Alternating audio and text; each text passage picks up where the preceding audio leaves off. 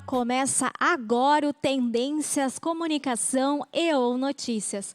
Eu sou a Patrícia Lapuente e trarei para vocês algumas das novidades sobre o mundo da comunicação e do marketing. Para nos acompanharem, vocês podem acessar o site da rádio em www.radiowebo.com ou pelo Facebook e Instagram no @RádioWebO.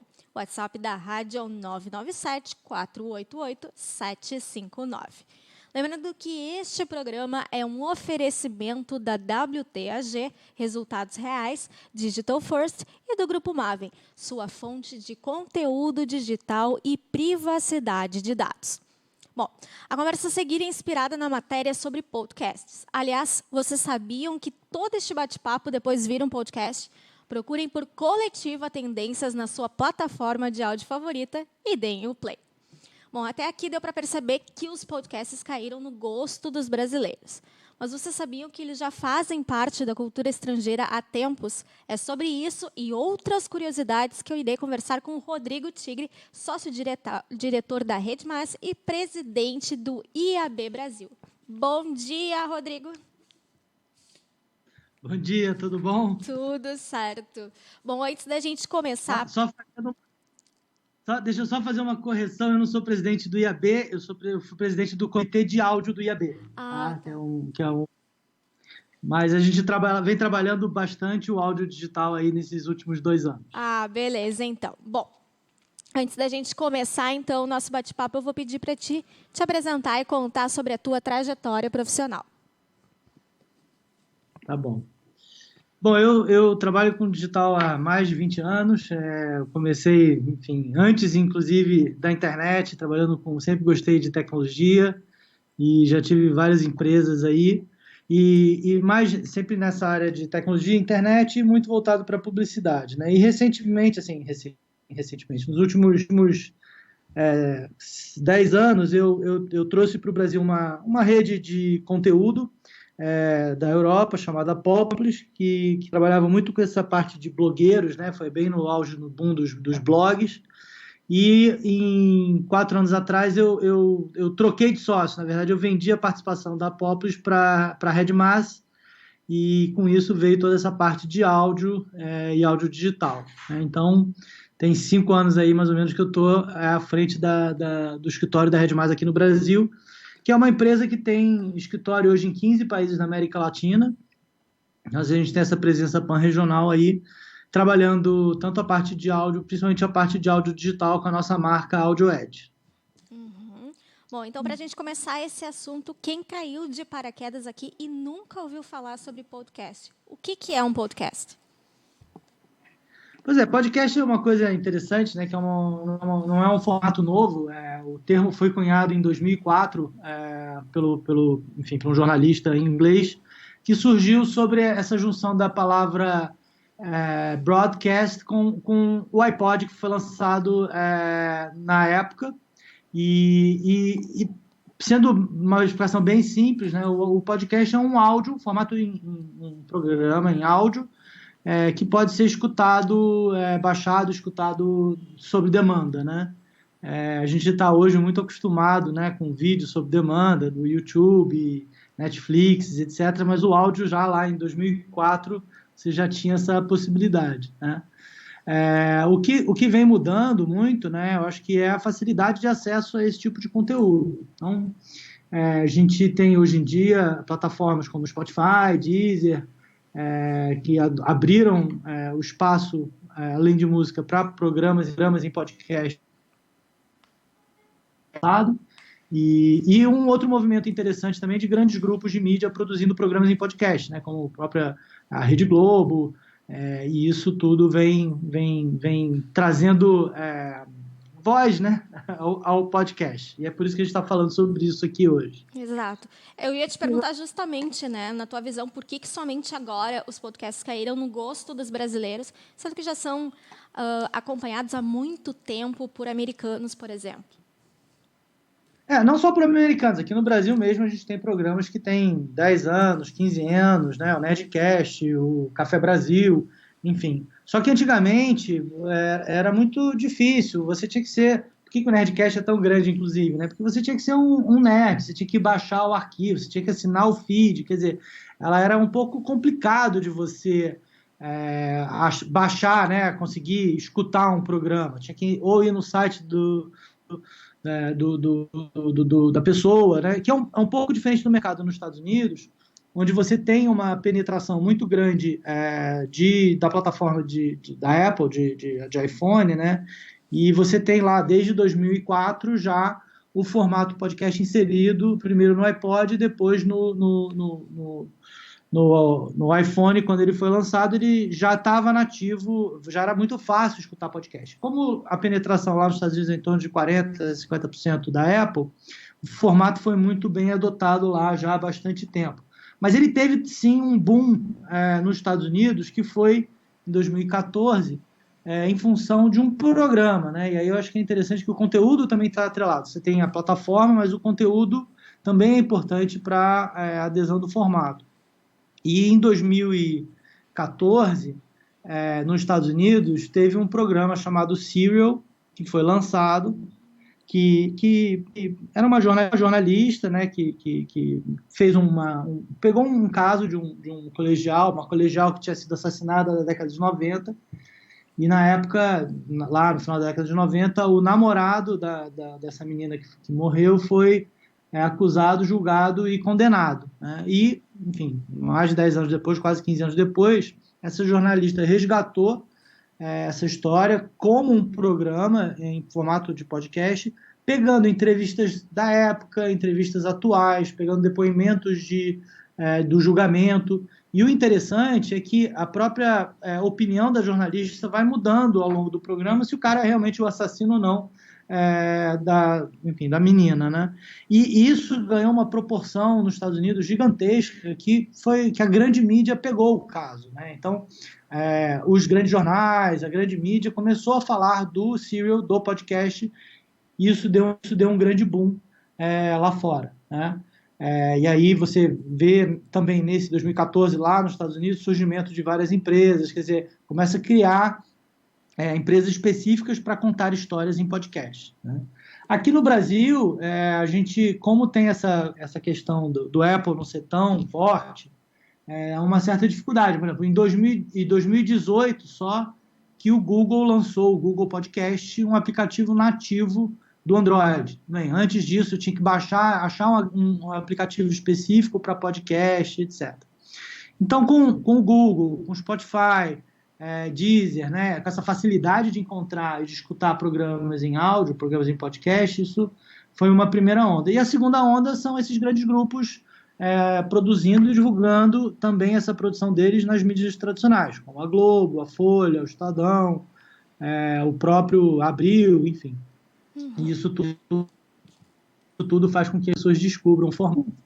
Uhum. E por que os podcasts viraram uma tendência? Eu acho que tem uma coisa a ver com o momento de que você consome essa mídia, né? Eu acho que a gente tem o celular, né, como primeira tela, né, nem mais segunda, e a gente fica com telas na nossa frente o tempo todo. O podcast acaba pegando o seu tempo num momento em que você tem um descanso de tela, né? Se você olha pesquisas, o Ibope lançou uma pesquisa super interessante no meio do ano passado, inclusive já falando que mais de 40% de todos os internautas já escutaram algum podcast, que o momento que as pessoas escutam programas é exatamente nesse momento principalmente de locomoção. Então, eu vou para casa, de casa trabalho casa, eu estou lavando louça, eu estou passeando com o cachorro, estou fazendo atividades domésticas. Esse momento que eu não tenho uma tela na mão, mas eu posso estar me entretendo, me informando, aprendendo de uma maneira informal. Então, as pessoas estão descobrindo que elas podem otimizar esse tempo e podem aprender e se informar sem necessariamente ter uma tela na frente. Uhum.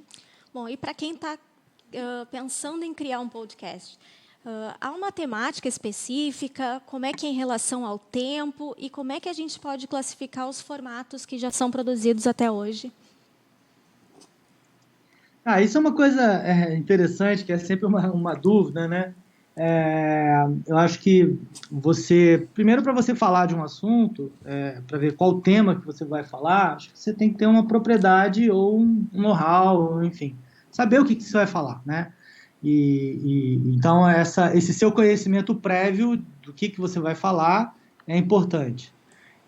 O tamanho é interessante, porque, por exemplo, se você pega os programas mais antigos, como o Mamilos, o Nerdcast, esses programas aí que tem 6 anos, 8 anos, 10 anos, eles têm um formato que é um formato geralmente de mesa redonda, com 3, 4 pessoas, falando sobre um assunto específico. O programa tem 1 hora e meia, né? Então tem uma dinâmica, são semanais, tem uma dinâmica toda diferente.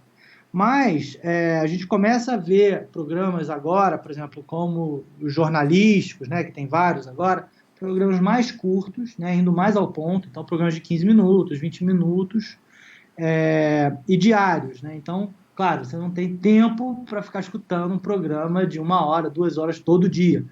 Então, por isso que também tem essas coisas mais curtas. A pesquisa do Ibope diz que as pessoas tendem a preferir programas mais curtos de até 15 minutos. Mas isso também não é uma regra. O que a gente vê, né, com os programas mais longos é que as pessoas têm uma afinidade muito grande com aquele conteúdo e acabam assistindo aquilo em pedaços. Eu escuto meia hora de manhã, depois mais meia hora de tarde e tal. E o legal é que não tem um formato, né? Eu posso ter um programa de 5 minutos, eu posso ter um programa de meia hora. Eu acho que o muito importante é você ver o que você vai falar.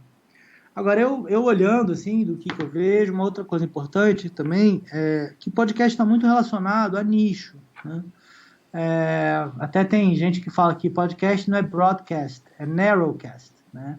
E geralmente os programas estão muito atrelados a uma temática específica. Então eu tenho, por exemplo, programas parceiros nossos que o cara fala só sobre tênis, entendeu? Então ele faz a cobertura do US Open, da Roland Garros, ele faz entrevista com as pessoas, assim. Só que um programa de tênis nunca vai ter uma audiência tão grande quanto um programa de futebol. Mas ele tem um público cativo e é também um lugar interessante para marcas atreladas àquele, ou que querem se associar àquela temática, se apropriar daquela audiência também. Uhum. Mas Bom, eu vejo que tem muito espaço ainda para programas. Por exemplo, eu vejo pouca coisa de gastronomia, saúde é uma coisa que é muito falado, enfim. Mas eu acho que a dica é essa. Primeiro, qual é a sua paixão? O que você gosta? O que você pode falar de propriedade? E ver o que existe já feito sobre isso. Né? Se você vai falar agora, fazer um podcast sobre nerd, a essa altura, você já tem vários. Será que é isso que eu vou conquistar minha audiência? O que eu vou trazer de diferente? Né? uhum. Bom, mudando para a parte publicitária. Acreditas que os podcasts podem ser considerados uma boa alternativa para as marcas? Sim, eu acho que a gente está começando a ver marcas descobrindo o formato, e também, por um outro lado, os próprios produtores aprendendo e vendo também como inserir as marcas dentro dos programas. Né?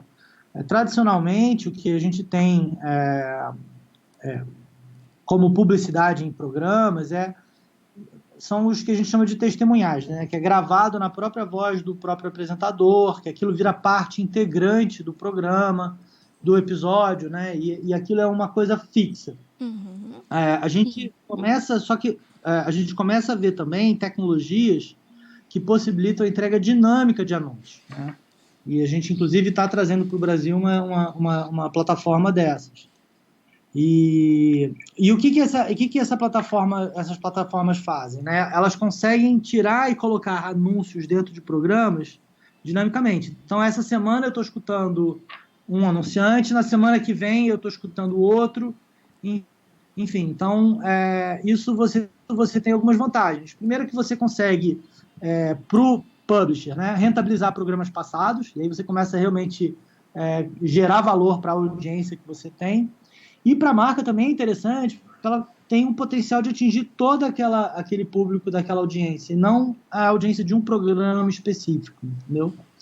Mas isso tem a ver com a maturidade também do formato, e de poder, de alguns desafios que o formato traz, né? Porque o podcast, ele é consumido, grande parte das vezes, offline, né? Assim, apesar de ser uma mídia digital, muita gente tem o hábito de baixar o arquivo, né? Então eu vou de novo, né? Estou indo para o meu trabalho, tenho lá meia hora. Eu baixo o arquivo no meu celular, eu estou no metrô, então não tenho nenhuma conexão de internet dentro do metrô, mas eu tenho o conteúdo e eu consumo aquele conteúdo. Né? Então essa particularidade do formato de podcast é que traz esses desafios aí de inserir dinamicamente ou não. Mas a gente começa a ver tecnologias que já fazem isso. Uhum. Bom, e como é que tu enxergas esse cenário dos podcasts para daqui a 5, 10 anos? Olha, eu acho que as projeções que a gente vê lá fora, do próprio do IAB US, né, que encomendou uma pesquisa da PricewaterhouseCoopers, a projeção é que esse ano o mercado já seja um mercado de $1 bilhão nos Estados Unidos, tá? E aí, naturalmente, a gente começa a ver também algumas empresas aqui no Brasil, grandes marcas, começando a olhar o formato, começando a testar e investir nisso, né? Então, acho que a gente vê aí um futuro bem promissor. Eu vejo que a gente vai começar a ver uma grande quantidade de produção de programas, né?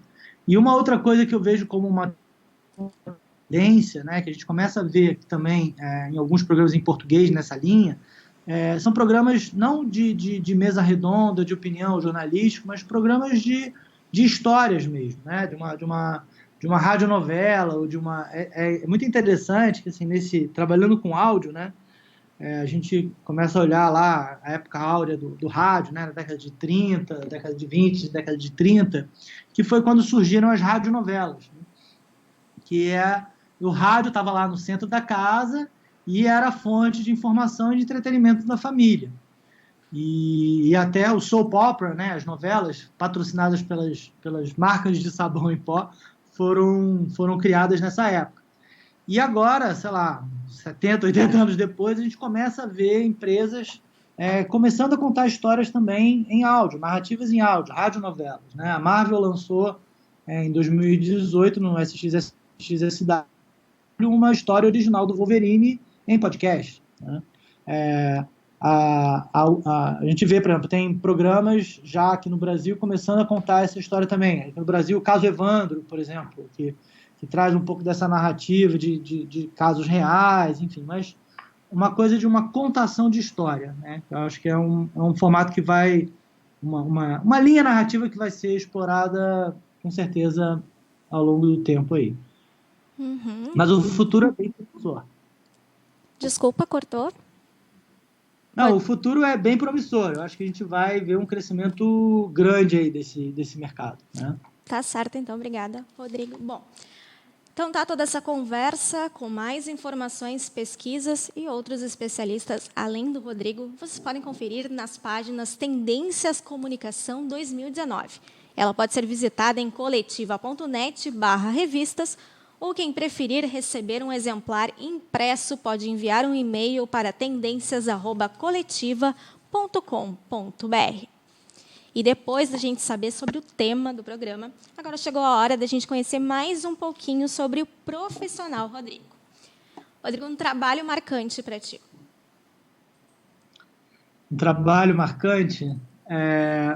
Não, eu tenho uma vida profissional bem diferente. Uma coisa que marcou muito é que em 2001, meu pai faleceu e ele tinha um sítio em Teresópolis, ele era um produtor rural e eu assumi o sítio, eu virei produtor rural durante 3 anos, e foi muito marcante pela experiência, eu era jovem, né, de tocar uma empresa, tinha mais de 60 funcionários, e uma área totalmente diferente da minha, que sempre foi tecnologia.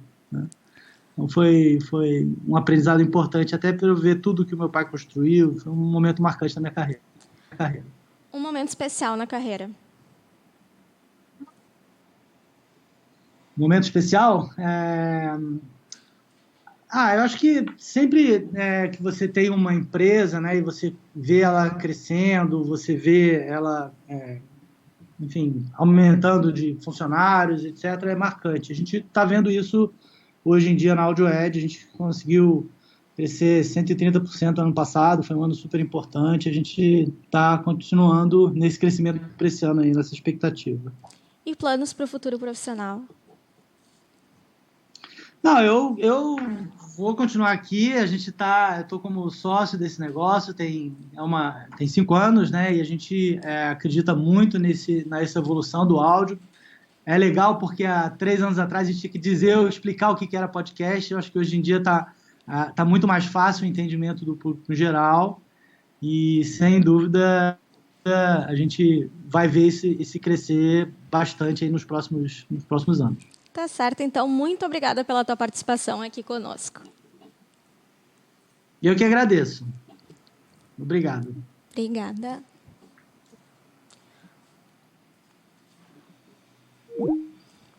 Bom, encerrada então a primeira parte do nosso programa, agora chegou a hora de sabermos o que anda fazendo barulho no mundo da comunicação e também do marketing no Fatos da Semana. E para começar, o Google lança projeto especial chamado The Most Searched. Esta é a notícia que abre o Fatos da Semana. A iniciativa apresenta alguns dados de pesquisa dos últimos 15 anos para mostrar as personalidades negras mais buscadas pelo público na plataforma de pesquisa. Os títulos de mais pesquisados foram atribuídos por categorias como atleta, aí foi o LeBron James, o mais buscado, e movimento dos direitos civis, por exemplo. Os resultados são de acordo com a Google Trends desde 1º de janeiro de 2004. O vídeo do projeto começa destacando a apresentação da Beyoncé no Coachella 2018, a performance mais pesquisada da história do Google. E após, mostra outros destaques, como Prince, John Lennon e o famoso discurso de Martin Luther King Jr., dentre outras figuras e momentos importantes. Mudando de buscadores para redes sociais, o Twitter implementou emojis para reagir a mensagens diretas. A ferramenta será instalada como um coração com o sinal de mais ao lado de cada balão do chat e poderá ser ativada com um duplo clique. Além do já referido coração, o recurso conta com opções de emoji de riso, surpresa, tristeza, fogo e mãos em sinal de positivo e também negativo.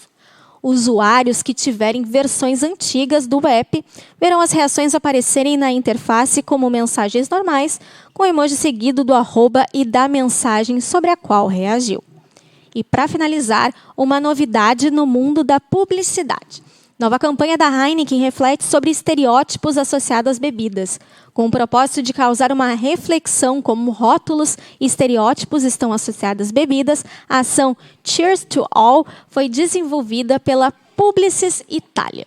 A campanha conta com filmes de 15 e 30 segundos. Eles retratam pessoas em momentos de consumo em bares, clubes, jantares e happy hours, onde é comum que as bebidas sejam pedidas ao garçom e sejam entregues na ordem errada.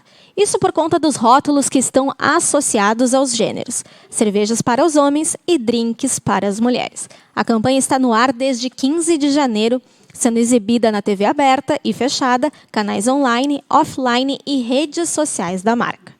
Bom, e a gente fica por aqui. Eu me despeço de vocês por hoje e volto na semana que vem. Lembrando a todos que todo mundo pode acessar as redes sociais da nossa publicação Tendências pelo @revista Tendências, tudo junto. Estamos no Facebook, Instagram e LinkedIn. Então tá, gente? Até a semana que vem. Tchau, tchau.